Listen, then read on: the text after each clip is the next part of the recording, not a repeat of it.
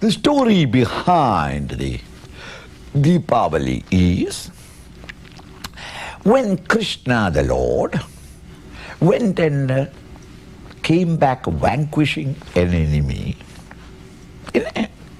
in a confrontation.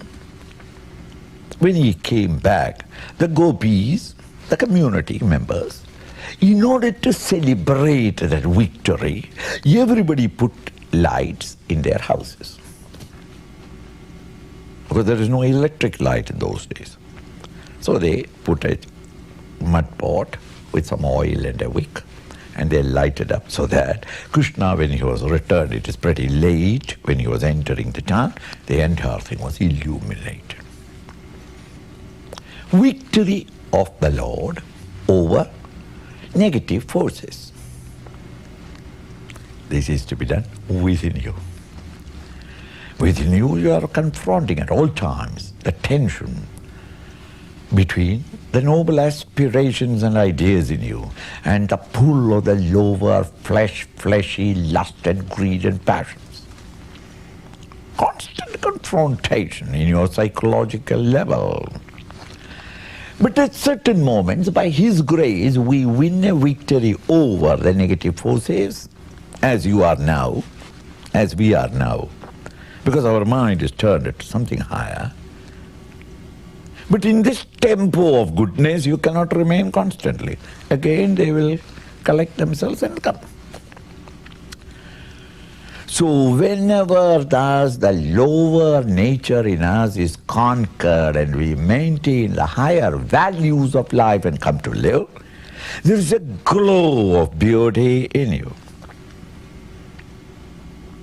Light stands for knowledge.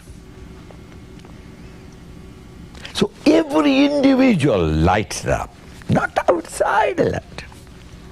Deepavali, Avali, rows and rows of light. This is the goal of all culture. Whether it is many cultures put together or definitely a certain culture being evolved in every other nation, what is the attempt? To bring the better man out of the vulgar, the animal, the base man. When do an individual become civilized and we say that he is a cultured, educated man? When he is able to control his lower passions to an extent. The good cultured man also feels lust. Don't say no. He also feels angry.